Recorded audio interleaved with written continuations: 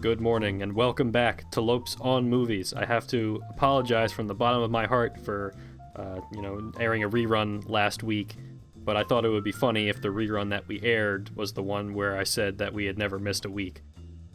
So that kind of worked out as a joke for myself. But we're back, and we're here finally back to talk about some movies that we saw over the past, couple of weeks at this point. So to join me on our return, we have Kyle. What's up? And Connor. Hey, Joe. So how you guys doing? It's been like weeks. Like it's been a long time, you know? Yeah, I mean, it's been some time. I haven't seen anything that much. I saw The Irishman again. Well, I mean, you can never see The Irishman too many times. Let's be honest. Yes. Still waiting for that 1.5 times Netflix. You can't watch it, in normal I don't have speeds. enough time in the day. Yeah, it's too long, Yeah.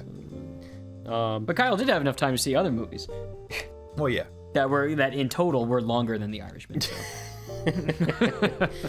Here's the thing that matters.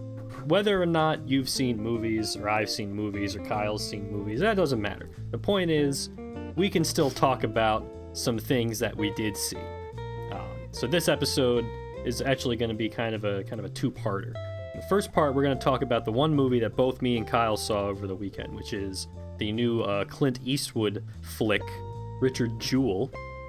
And then after that, we're going to pivot over and let Connor take the lead on a discussion of the most prestigious award ceremony in cinema, the Golden Globes. So And by most prestigious, he means the most irrelevant, almost. I mean, that's what you think, Don't they also do TV at the Golden Globes? They do. Yeah, they do also do TV at the Golden Globes. Gross. But as everybody says, the Golden Globes are good for one thing, and that's seeing celebrities get really drunk and make fools of themselves. But we're gonna pretend that it matters for the good of the show. And for, it kind of gives you a little bit of an idea of, things that could be around come Oscar time. But It's true. We're getting very close to Oscar season. The Golden Globes, they're not exactly a good predictor of what's going to happen at the Oscars, but at the same time, they give you kind of a ballpark. So that you could call this our pre-Oscars Oscar episode. Which, oh man, get excited for that because we are going to have a crazy time. That's gonna be great when we actually get into the Academy Awards. Oh yeah. As if that's any more legitimate than the Golden Globes, whatever. Right. All right, guys. I want to hear about Richard Jewell. Let's talk about Richard Jewell. So let me give you guys a synopsis of this one. So American security guard Richard Jewell saves thousands of lives from an exploding bomb at the 1996 Olympics, but is vilified by journalists and the press who falsely reported that he is a terrorist. So this was directed, of course, by Clint Eastwood, and it stars Paul Walter Hauser as Richard Jewell, Sam Rockwell, Olivia Wilde, John Hamm, and other people.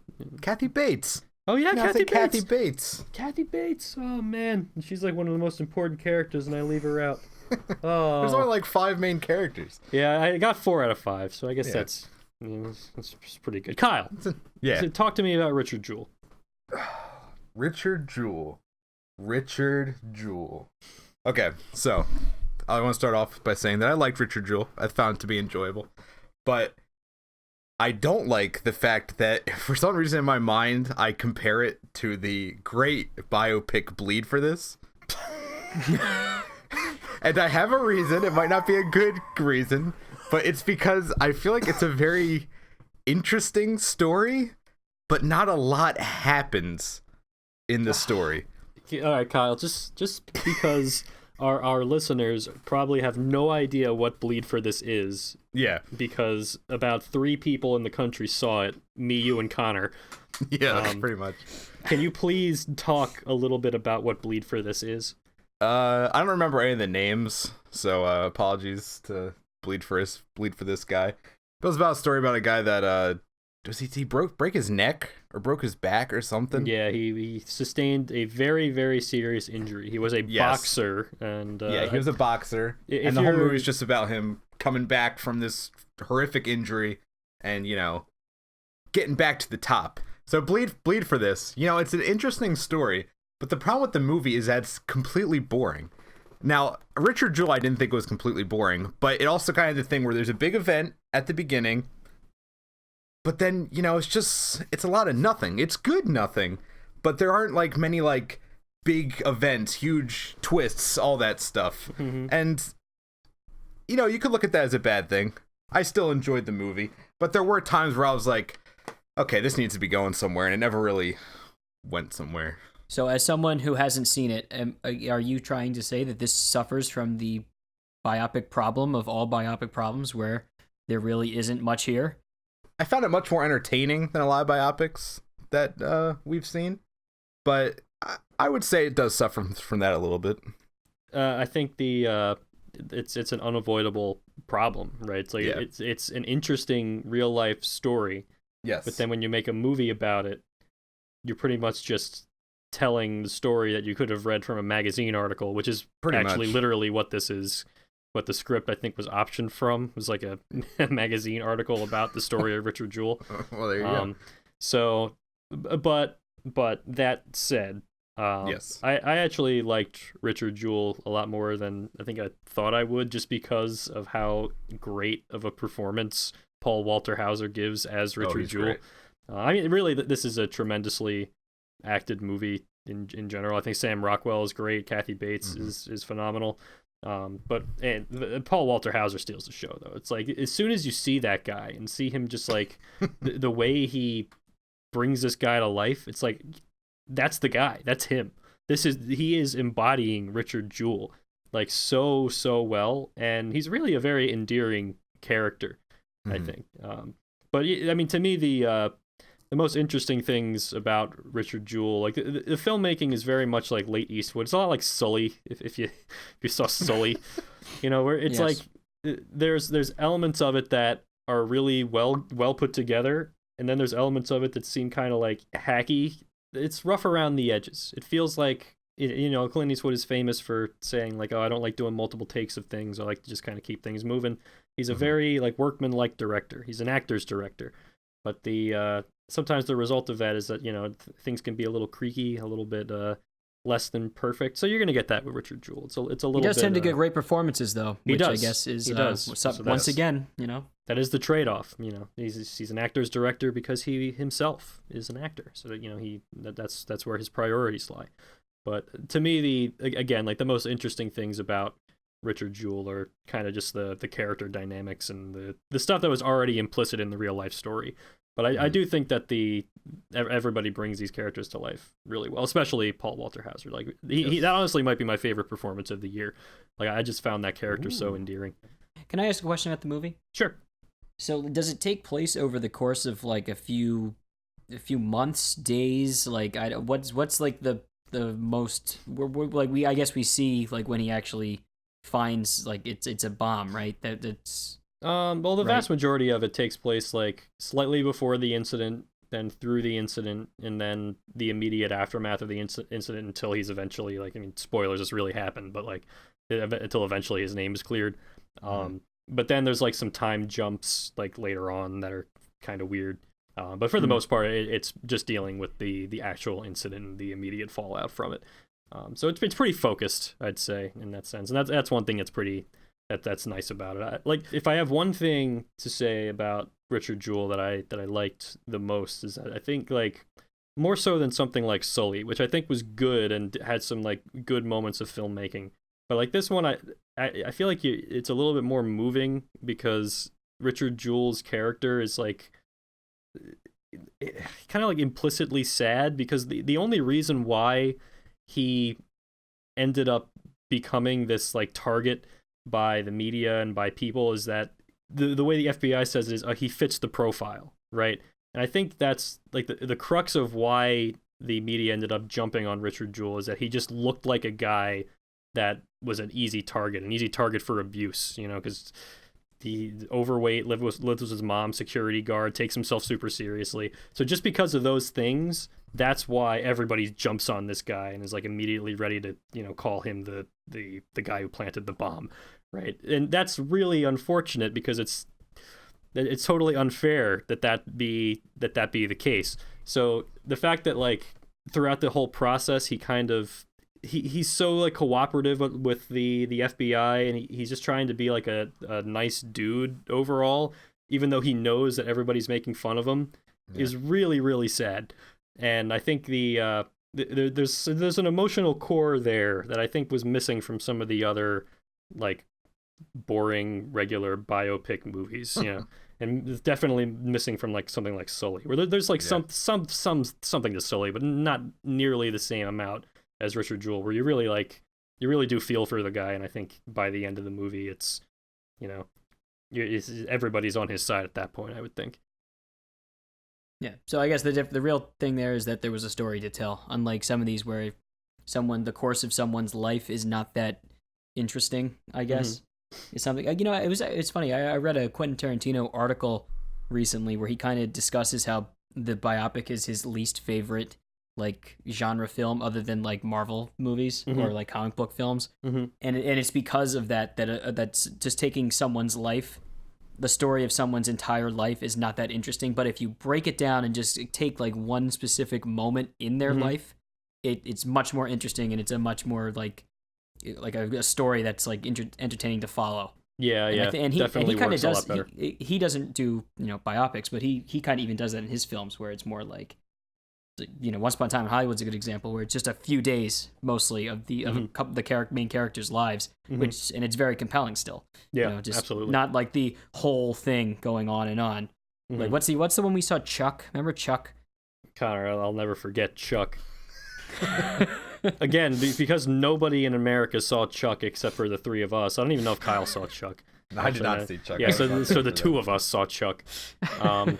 Like that was based on the guy that Rocky was based on, and like the life that he led after like his story got optioned for the movie Rocky.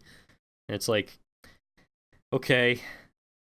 Yeah, like these biopics, and for the record, I want to set something straight here. Somebody that listens to our show, a friend of the show, was getting real mad at us for altering between saying biopic and biopic, and he said biopic like makes him like he thinks that's really disturbing. So I just want to say we're gonna say whatever we want, and I'm gonna say biopic on some days and biopic on some other days, and you're just gonna have to deal. Because I'm pretty sure it's supposed to be biopic. I've heard it both ways, and I can't decide anymore. Like, it's one of those things that I don't think is really officially agreed upon, So I have an idea. Maybe we should just not watch them. That's a much, much better idea, but I think in order for that to happen, I think that Hollywood needs to stop making them. Well, that'll never happen. Yeah, I guess we know that'll never happen. But hey, if you're gonna have to watch a biopic film... Please don't call it that. That makes me feel uncomfortable. Biopic. There we go. Biopic. There we go. Now we're sounding good. You can watch Richard Jewell, and I think you'll get something out of it. I think it might it might actually do something for you. But and that's pretty much all I got to say about Richard Jewell. Anybody else wanna add anything? I mean, I'm the only other one that saw it, and no. Then let's move on. Let's continue. All right, Connor. So, you as the resident Golden Globe expert of the Lopes on Movies crew, yes. Take us through some of what's going on with the Golden Globes. Well, okay. So the nominations came out last week, I believe, and so the Golden Globes gives you sort of an idea of things that might be worth seeing, worth checking out for both movies and TV. I don't watch a lot of TV these days anymore, but who has the time? I mean, there's a lot of TV shows out there. There's so many shows, and like everybody's watching different shows, so it's like, man, I don't even know what to watch anymore. And it also gets like difficult too, like because I think it's getting very difficult to understand what a TV show actually is. Like, are these things that are streaming on all these networks that go on for any amount of time? Like, they're just TV shows? Like, I don't know. I guess that's why they have the miniseries category and then the motion picture designed for television category. It's a nightmare. It and really then like is. why is that not the same thing as something that's a movie that's direct to Netflix, or because Netflix releases it in theaters for a couple weeks, then it's eligible for just being a regular movie? Like, when does it end? Like, then you got all the people that are calling Twin Peaks: The Return the best movie of the decade. Right, which I would too. So we don't know what's going on with TV, and frankly, I don't want to know what's going on with TV. So let's just focus on the movies. Okay, well, first, I would like to say that I am happy that the Golden Globes did not nominate Game of Thrones finally for best TV drama. See, that was good. I don't know any of the other ones that are nominated, but I'm just glad that one can't win. Well, it's just surprising to me. Like, I wonder if it wasn't eligible or something, or if it like there was no, some it was reason... no. It was just not nominated. Because it did get one actor nominated for best actor. Kit Harington was nominated for best actor in a TV series, and that's amusing. I am not a fan of his. He was great in Pompeii. God, you stole my Pompeii joke. I got there first. All right, yeah. I think one of something that, well, I'll just say quick about Kit Harington and a lot of these actors in Game of Thrones, Emilia Clarke I'd include, and many of the other younger ones, is I felt like they were fine enough when they got to play off of real established actors like your Charles Dance, your Lena Headey, your Sean Bean. But once they had to like act with each other, like Emilia Clarke and Kit Harington were the primary two characters, and they had a lot of scenes together. I just felt nothing there. I think they just can't. It just didn't work. Yeah, it didn't help that the writers of the show didn't know what they were doing. That kind of that was a problem. And then there's just the fact that the show just became an utter disaster. Yeah. Well, what can you do? But it's great. It's great to see that Game of Thrones did not get a courtesy nod, because let's face it, that I think the last few seasons of Game of Thrones are going to go down in history as something that everybody hated. Yeah, and I mean everybody. Like I don't think there's any Game of Thrones defenders out there anymore, which is kind of funny because it was a show that gave people enjoyment for so many years and was so beloved, and now is pretty much like the most hated show in the universe. Yeah, just funny how that happens. It just leaves a bad taste in your mouth when something doesn't end correctly. And when it first started, it felt like such a strong show that you don't expect a show to end so poorly, and then they always tend to, which is why that Breaking Bad, always got to give that credit because it ended solidly enough. All right, but that's enough about TV because I don't watch TV. Okay, so should I bury the lead and just kind of go with like the best motion picture? Yeah, let's just go to like the big ones. Let's just like look at what's nominated and see what's going on. All right, let's do it. Let's go. The nominees for best motion picture drama, and that the Golden Globes always separate everything. They separate drama and then another category for musical or comedy because they want to just give out a lot of awards. Okay, so the nominees for this one are 1917, which I haven't seen yet. It's the World War I movie that's supposed to be, it's supposed to look like it was all done in one continuous shot. I think it was done in one continuous shot. Yeah, the whole thing. Did it really? Is it really? No. Yeah, it's supposed to look like that, right? I don't know why but it is supposed to look like it was done in one continuous shot. Okay, so 1917, I'm seeing that Wednesday, or I'm seeing that the day this airs. Hey. So great. Joker is on there. Great. All big fans. The Two Popes, which was a Netflix one. Marriage Story, which Joey, you saw. I want to see it. I hear Marriage Story with Scarlett Johansson, Adam Driver. Also a Netflix production. Yeah, also Netflix. And then another Netflix one, The Irishman. The Irishman. Hey. Martin Scorsese's The Irishman. The Irishman. Wow, so that's a heck of a list right there. So let me see. I've only seen 2 of those movies so far, which are The Irishman and Marriage Story. But I'm just going to go ahead and say that The Irishman is the best motion picture of the year, and I don't need to see Joker or 1917. I certainly don't need to see The Two Popes to make that claim. I gotta watch all of them to be I gotta see all. I've seen Joker and The Irishman, seeing 1917, and I intend to see Marriage Story. The Two Popes doesn't do anything for me, but I will. But Connor, The Two Popes are better than one. All right, and the next category is best motion. Let's put down the shirt. Best motion picture, musical or comedy. Okay. So Dolomite Is My Name, another Netflix, straight to Netflix movie, I think, right? I don't think this got a theatrical release. That's the Eddie Murphy is in that one. Jojo Rabbit, Rocket Man. I did not know Rocket Man was still eligible for these awards. I thought that. Oh, it did? Oh, I thought it came out last year. Okay. No, it was this year. All right, so Rocket Man, that's the Elton John movie. Knives Out, which we all saw. Yes. And we all liked it very much. And the last one is Once Upon a Time, ... in Hollywood. Quentin Tarantino's masterpiece. That was Is a this great musical. this is kind of like a Martian situation. Like, remember when The Martian was nominated for Best Motion Picture, Musical, or Comedy? Yep. So, like, Once Upon a Time in Hollywood, I don't know if it really belongs in musical or comedy. I think this happens all the time. Like, I think Get Out was in this category, and Jordan Peele was like, this wasn't a comedy. Yeah, like, this is just, it's the Golden Globes, man. Like, they don't know what they're doing. It's crazy. But that said, there's this couple, like, so I don't want to see Rocket Man. Elton John, Taron Egerton, no thank you. But I would totally see Dolomite, like, any day of the week. I actually just got one of those free subscriptions to Netflix that I immediately canceled, so I have like a month before it runs out. So I'll check out Dolomite while I have the chance. Jojo Rabbit, of course, I can't see because Taika Waititi came out against Martin Scorsese in the whole Marvel thing, so he's dead to me. Knives Out, Rian Johnson, we saw it. Great movie, highly recommended. Once Upon a Time in Hollywood, top 5 of the year for sure, at least. But like, give it to Rocket Man. I don't care. Like, who cares? I mean, I'm not asking you to. I'm just what you say. Whatever thoughts come to your mind. I'm not asking you to pick a winner.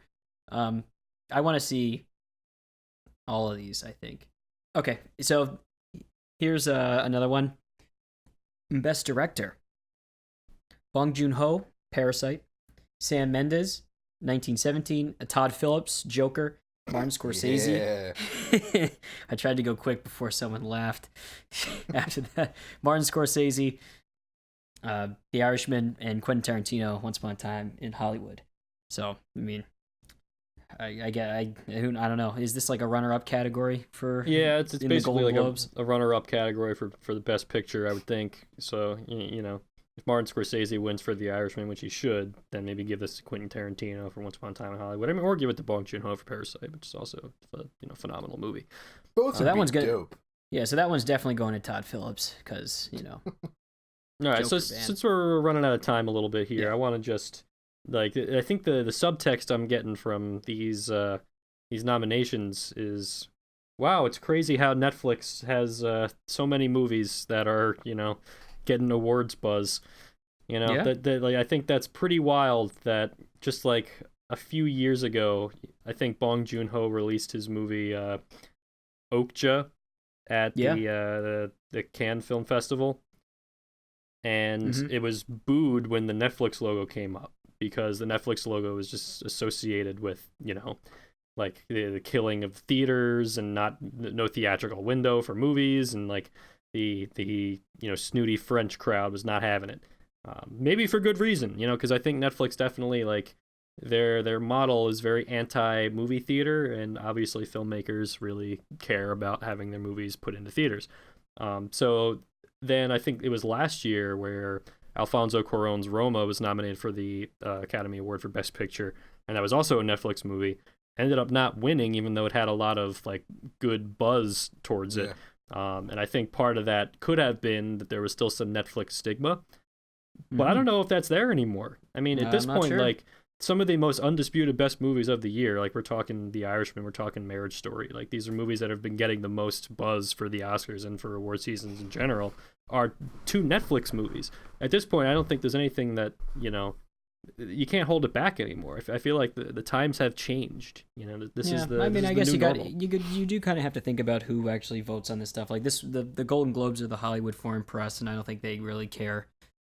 As maybe the same as the Oscar voters. That's true. I guess that's true. But who knows? I think, but we'll see what happens. We will see what happens. We will see what happens. I think at the end of the day, like we said, the Golden Globes, whatever. The Academy Awards are still kind of whatever, but they're a little bit less whatever. But this as you can see, there's sort of some patterns going on with the movies that are getting some of the buzz for these award ceremonies. So we'll see come January when they announce the actual